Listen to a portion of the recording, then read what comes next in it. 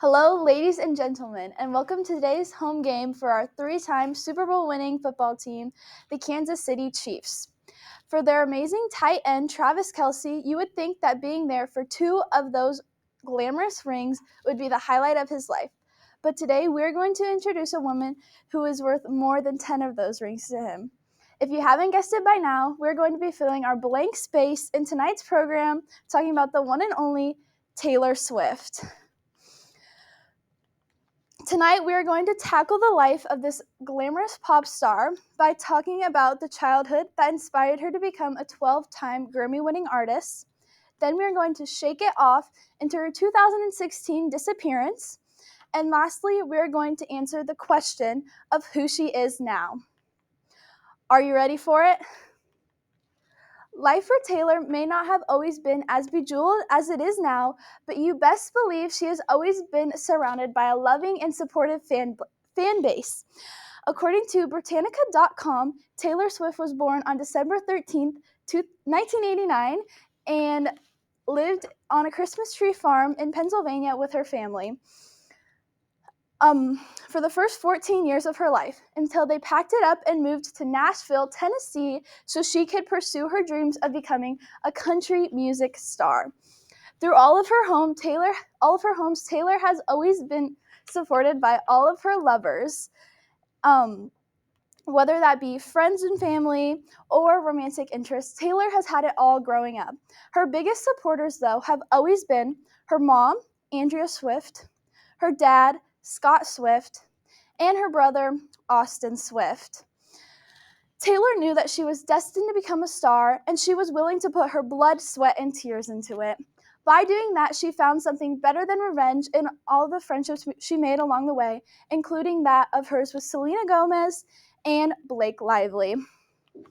As Taylor Swift made her swift climb up the popularity scale, she hit the brakes in 2016 when her and her then boyfriend, Calvin Harris, broke up after 15 months together, and then she was shortly rumored to be, only a few weeks later after the breakup, with British actor Tom Hiddleston.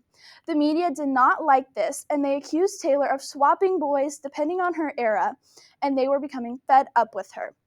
Taylor's already delicate reputation began to shatter even more when her feud with Kanye West took a turn for the worse, when his then wife, Kim Kardashian, made a post regarding Kanye's song, Famous, in which he includes the lyric, "I feel like me and Taylor Swift might still have why I made that famous."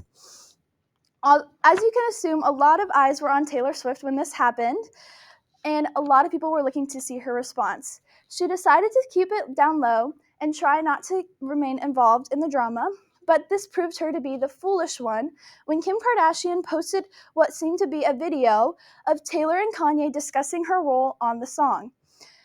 There was large controversy around this, and most people decided to turn their backs on Taylor using their snake emoji to express their newfound hate for her.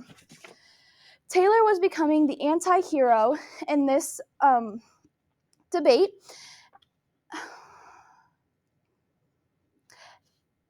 And once all of this hate got to be too much for her, she did the only thing imaginable. She wiped all of her social media accounts and disappeared for a whole year.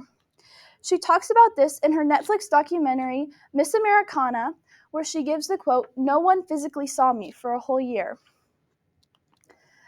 Things got a little dark there. Now, let me give you all the closure you need to know that Taylor Swift has made the comeback of a lifetime from all of this drama, starting with her success from her 2018 Reputation Stadium tour. After that success, people were very excited for her to announce the tour for her then newest album, Lover. But as we all know, an unfortunate circumstance prevented her from doing so. As COVID came around, a lot of artists had to cancel their tours, and some even stopped making music. Not Swift, though. On July 23rd of 2020, she announced her 8th studio album, Folklore, And then just a few short months later, on December 11th of 2020, she announced a sister album of this, which would be titled Evermore. After making 2 albums, most people expected Taylor to stop and take a break, but of course, this would be too much to ask from her. On February 11th then of 2021, Taylor Swift announced that she would be re-recording her first 6 albums, which had been sold without her knowledge, and she was provided no way to buy them back. She did this by announcing on February 11th that she would be re-releasing her second album, Fearless. Taylor Swift was taking over charts, and most people expected that she was going to continue to focus on re-recording all of her albums. But during the 2022 VMAs, she did something that shocked all of her fans by announcing that she would be releasing her 10th album, Midnights, which was to come out October 21st of 2022. Then, less than 1 month after the album came out, on November 1st of that same year, she was on Good Morning America when she announced that she would be going on her 6th worldwide tour, the Eras Tour. This tour would be over 3 hours long and include 44 songs, which would be each from all of her albums combined together. This would be a very successful tour, so successful in fact that on October 13th this year, she released a movie of the concert experience for all of her fans to enjoy. And as of October 16th this year, according to CNBC, has already made $123.5 million. Oops. To make a long story short, while we waited for tonight's game, we discussed the childhood of Taylor Swift. Then we talked about her 2016 drama and what caused her to disappear. And then finally, we closed out with her current success that has led her to be timeless in everyone's hearts. Let's hear it for Travis and Kelsey as our Chiefs take the field for another win.